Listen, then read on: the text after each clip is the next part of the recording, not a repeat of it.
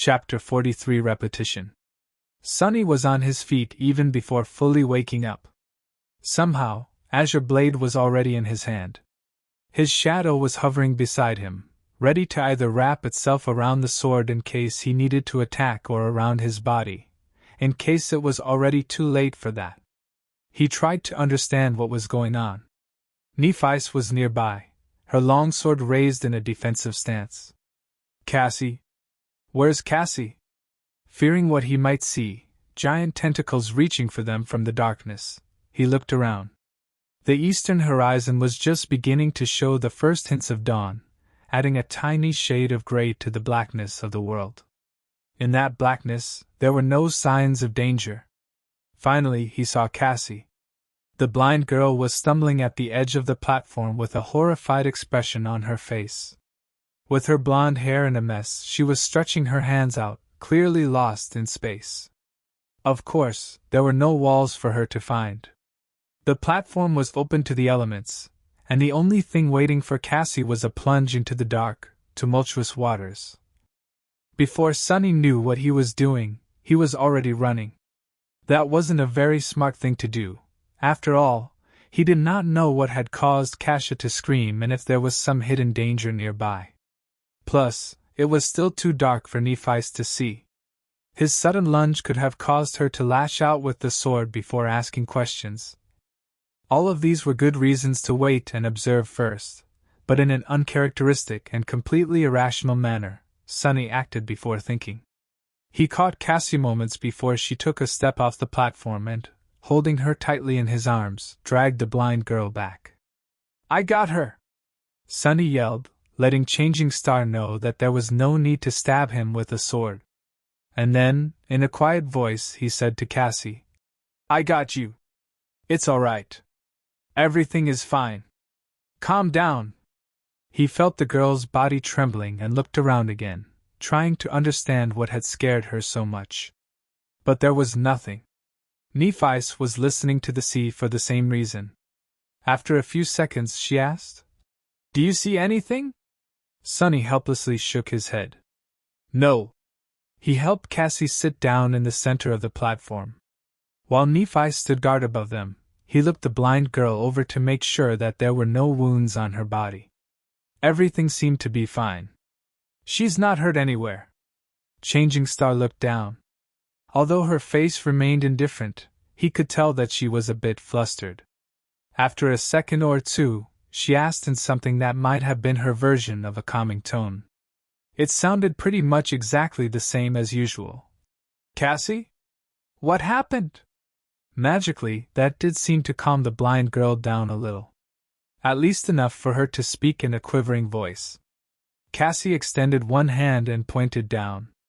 The head. "I saw, oh gods!" Sunny frowned and looked at Nephice. "Did she see a vision? The past?" The tall girl was silent for a moment. "I don't know. It never happened before." Both of them turned to Cassie, not sure what to do. Since there was no apparent danger around, they took turns trying to calm the horrified girl down. However, after that one sentence, she fell quiet and refused to speak again. Nothing seemed to help. After a while, Nephice sighed. "Let's leave her be for now.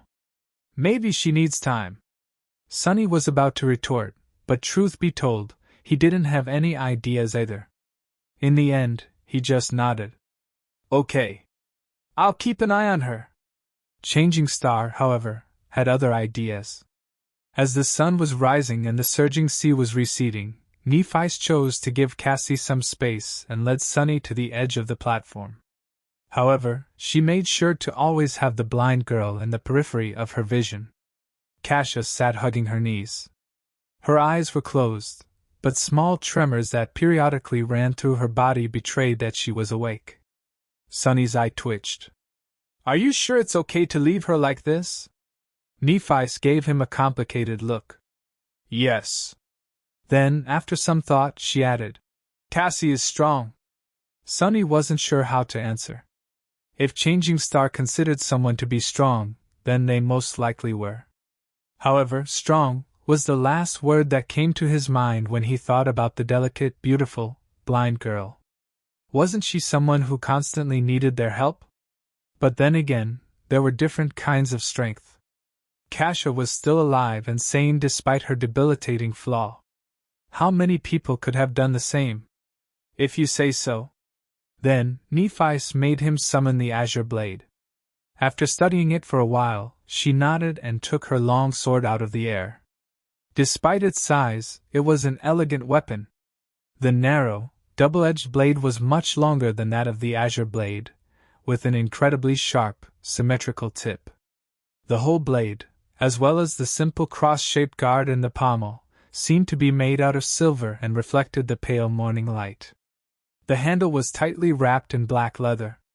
Putting the two swords side by side, Nephi spoke. Your sword can be used with one hand, but its true potential can only be revealed when held in both. It is created primarily for cutting and severing, hence the higher center of gravity. However, it can thrust as well. Then she gestured to hers. My sword is a bit more versatile. It is created for both cutting and thrusting, and it has a double edge. However, the principle of wielding these two swords is the same. She took the sword in both hands, placing one near the guard and another near the pommel. Then, she performed a downward slash. They are both leverage-based weapons. When held with two hands, one hand pushes. She pushed the sword down with the hand near the guard, while the other hand pulls. The hand near the pommel simultaneously pulled the handle up, giving the blade a tremendous boost in speed. This is how you generate force and perform powerful strikes. Now your turn. Sunny looked at his sword and gripped it with both hands, mimicking Nephi's pose. Then, he raised it and slashed down, making sure to enhance the force of the strike with his lower hand. Changing Star observed him. You need to understand that a strike doesn't come from the hands. It comes from your whole body. Power comes from your feet, your hips, your core, your shoulders, and is only then transmitted to your hands. Like this. She demonstrated the downward slash again. This time, Sunny paid attention to the overall stance and movements of every part of Changing Star's body, as opposed to only the sword. He wasn't a novice to fighting. Instinctively, he already knew how to deliver a proper punch, even if, before, there wasn't a lot of strength in his body. The principles of striking with a sword were largely the same, so Sunny quickly understood the overall concept. He performed the simple downward slash a few more times. After each time, Nephi gave him pointers and corrected his mistakes. Some time later, she was finally satisfied with his form. Good. Sunny smiled, proud of his achievements. Nephi looked at him thoughtfully and nodded. Now do it 1,000 more times. The smile froze on Sunny's face. 1,000? Did she say 1,000? He blinked. Sorry. How many times? Changing Star tilted her head and thought for some time. Well, we don't have much time today. So yes. Only 1,000. Ha. Ha ha. Only 1,000, eh? Sunny forced himself to sound polite. I see. All right. As Nephi walked back to sit with Cassie, he turned to the sea and raised his sword. 1. The azure blade whistled as it cut the air. He raised it again. 2. Push and pull. This is how you generate force. 3. Strike with your whole body, not just your hands. 4. As Sunny raised his sword and slashed down, over and over again, only one thought eventually remained in his mind: repetition, experience, clarity. Repetition. By the time he was done performing 1,000 strikes, Cassie was finally ready to speak. Chapter 44: Cassie's Dream. With pretty much every muscle in his body sore, Sunny walked over to the girls and fell on the ground. After catching his breath, he looked at Kasia. Cassie? Do you feel better? Several seconds later, the blind girl slowly nodded. That's a relief. He shifted and hesitated for a bit. Kasia didn't look too well. Her face was still very pale, with a distant, dazed expression on it. Her body at least was no longer trembling. Sonny wasn't very good at talking to people, let alone placating them. He wasn't sure what to say. He cast a gaze at Nephi and sighed inwardly. Who knew that one day he would turn out to be the most sociable person for as far as the eye could see? What a joke. Can I have some water? Cassie turned to him and scowled, as though confused by the question. Then she suddenly gasped and opened her eyes wide. Oh, sorry. Yes, of course. She summoned the limitless water bottle and offered it to Sonny. He took it with a grateful smile and greedily drank a few gulps before giving the bottle to Nephi.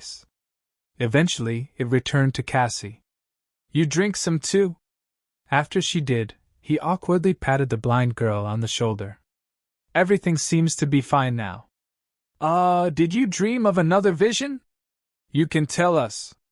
If you want. Cassie hesitated for a bit before saying. I don't know. Maybe it was just a nightmare. Sonny and Nephi exchanged glances. They both doubted that what Cassie saw was a simple nightmare. After all, people usually did not dream in the dream realm. The blind girl, meanwhile, continued. I don't really remember. It's all in fragments. Sonny carefully considered his words, not wanting to pressure Cassie too much. You can just tell us what you remember. Maybe we'll be able to make sense of it together. Kasia sighed and tentatively nodded. After a long pause, she finally found the courage to speak. At first I saw a boundless darkness locked behind 7 seals. Something vast was churning in the darkness. I felt like if I directly saw it, I would lose my mind. As I watched, terrified, the seals broke one after another, until only one remained. And then that seal broke too? She trembled a little. After that, I don't know. It was as though my mind shattered into 1,000 shards, each shard reflecting its own image. Most of them were dark and scary. Some I have already forgotten. The other. Cassie fell silent, remembering. I saw the human castle again. Only this time, it was at night. There was a lonely star burning in the black skies, and under its light, the castle was suddenly consumed by fire, with rivers of blood flowing down its halls. I saw a corpse in a golden armor sitting on a throne, a woman with a bronze spear drowning in a tide of monsters, an archer trying to pierce the falling sky with his arrows. Finally, she looked up, her face full of horror. In the end, I saw a colossal, terrifying crimson spire. At its base, 7 severed heads were guarding 7 locks. And at the top, a dying angel was being consumed by hungry shadows. When I saw the angel bleed, I suddenly felt as though something so precious that it can't be described with words was taken from me. Her voice became quieter. Then, I felt so much sorrow, pain and rage that what little remained of my sanity seemed to disappear. That was when I woke up. I think. Nephi and Sonny remained silent for a while, trying to make sense of what Cassie had told them. Even if Nephi had an idea, she didn't show it. Sonny, however, was totally lost. He couldn't even begin to decipher the hidden meaning behind the vision, if it even was one. Previously, Kasia's vision about the castle was pretty much straightforward. It showed her a human fortress, and even the direction in which it was situated. This time, however, her dream was disjointed, full of weird symbolism and vague, uncertain images, much more like a charlatan's prophecy than a vision gained through an aspect ability. Finally, he sighed. Maybe it actually was just a nightmare. Your previous visions weren't like this, right? Cassie silently shook her head. Sonny scratched the back of his head. Well, people don't usually dream in the dream realm, but you do. Perhaps seeing a random nightmare once in a while is a side effect of your ability. The blind girl turned to him, a faint relief written on her face. You really think so?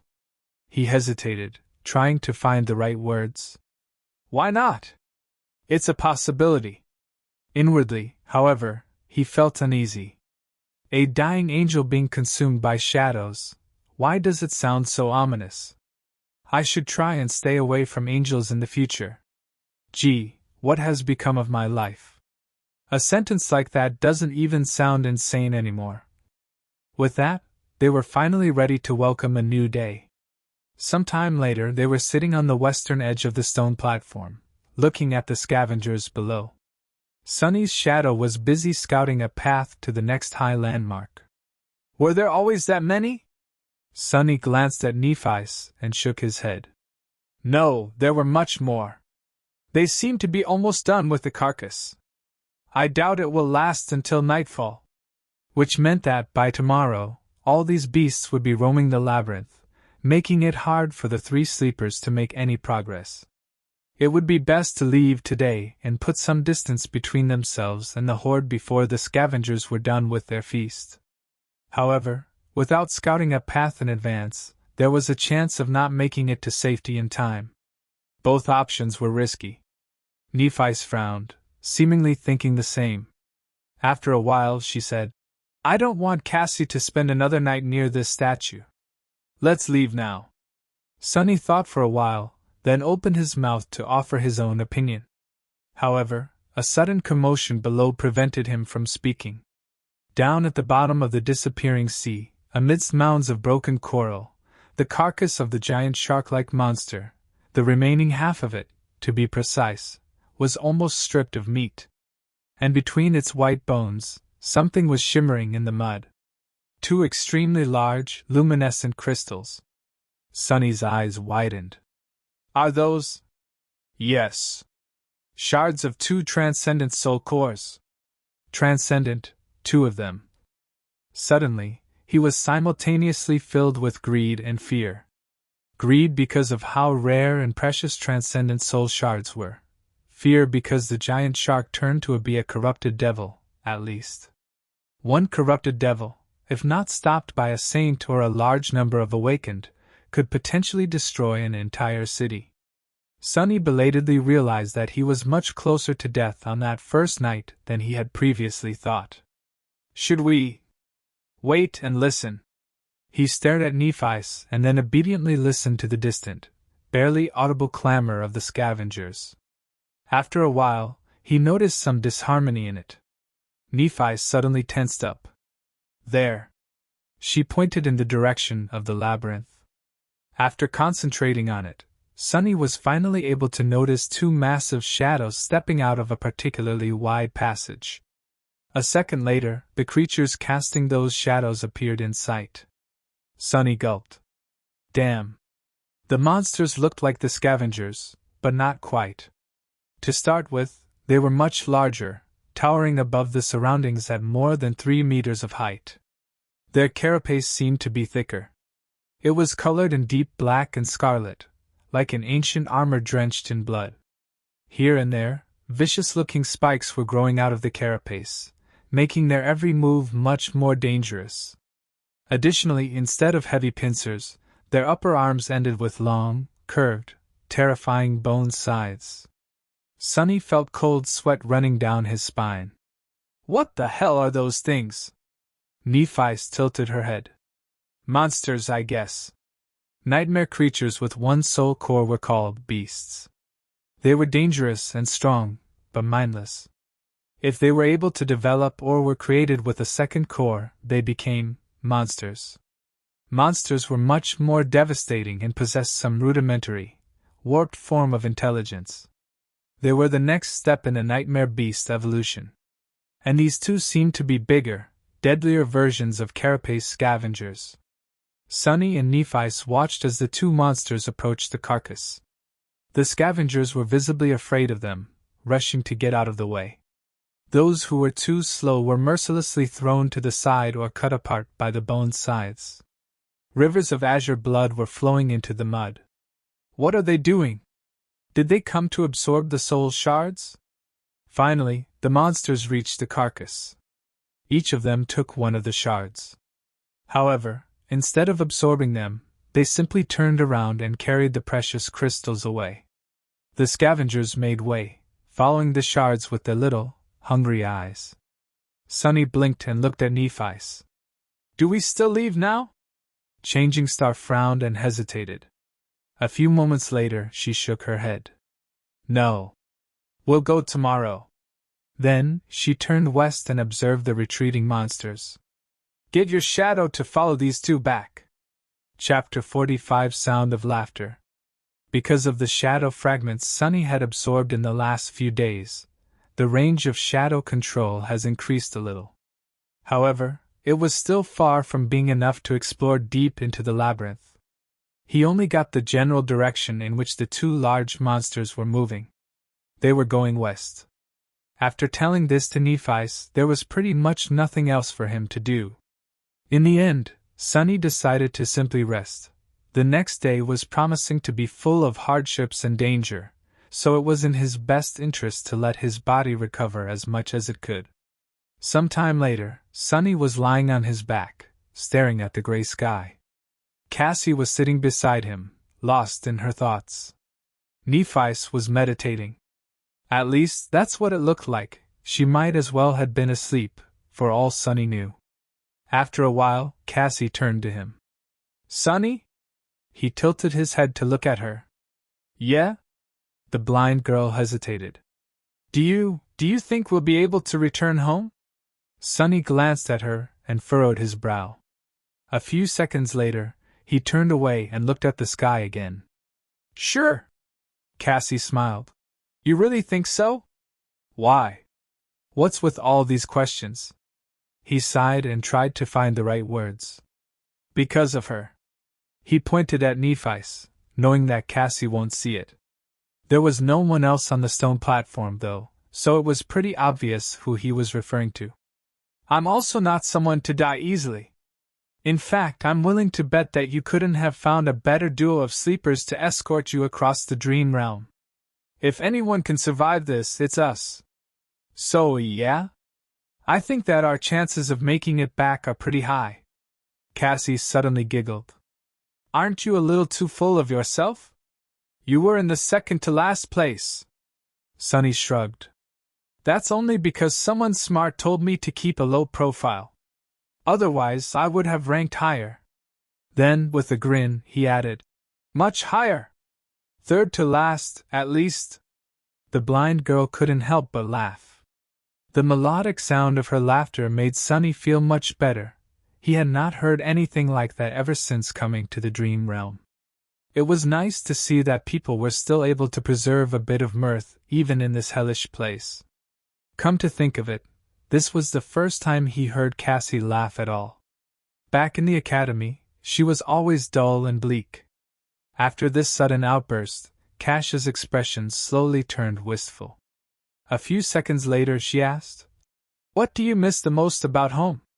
Sunny tried to think of something, but failed. He wasn't sure that he even had a home in the real world. The tiny room he had been renting previously was nothing but a temporary shelter from the rain. As for the real world as a whole, his life there wasn't that pleasant either. Finally, he said, I don't particularly miss anything. Cassie was very surprised. Really? Don't you miss your family? Sunny smiled. I don't have a family.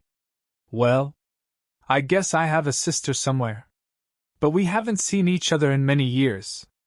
Oh. The blind girl fell silent. Several seconds later, she said quietly, I miss my family the most. There was longing and sadness in her voice. Sunny didn't know what to say, so he stayed silent. Mom and Dad must be really worried about me right now. No, actually, they wouldn't be worried. They would be heartbroken. They must think that I'm as well as dead already. Sunny glanced at her and sighed. You seem to care about them a lot. Cassie turned to him in confusion. Of course. Isn't it normal?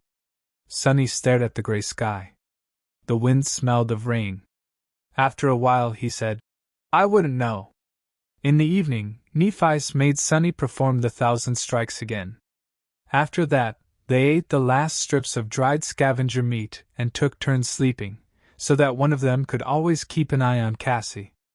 Thankfully, nothing happened during the night. When the morning came and the dark sea retreated, they prepared to leave the giant statue. Nephi's was the first one to climb down. Before that, she had a few words to say. Today will be different from before. There will be much more scavengers roaming in the labyrinth. We might not be able to create an ambush or avoid fighting several of them at once. She looked at Sunny. If anything happens, your job is to bring Cassie away. We can retreat by using passages that are too narrow for the scavengers. If we get separated, proceed to the high point by yourselves. Don't wait for me. Do you understand? With a somber expression, he gave her a nod. Nephi's returned it. Good. Time is of the essence, so let's go. With that, she began the descent. After Nephi's reached a point 20 or so meters below them, she found Purchase and waited. Using the golden rope, Sunny lowered Cassie down. Just like while climbing up, they took turns helping the blind girl. Luckily, climbing down the statue was much easier. Soon they reached the ground. Entering the labyrinth, the trio moved forward with haste. The shadow was ahead of them, scouting for monsters and optimal paths. Despite that, their progress was slow and chaotic. They had to constantly change direction to avoid groups of scavengers, often ending up in dead ends or moving further away from their destination. Sunny, who played the role of the scout and navigator, felt his brains slowly starting to boil. At some point, however, they inevitably ended up in a situation where a fight was unavoidable. There was a large group of scavengers at their heels, and a pair of them blocking the path ahead. Neither of the two groups had noticed the sleepers yet.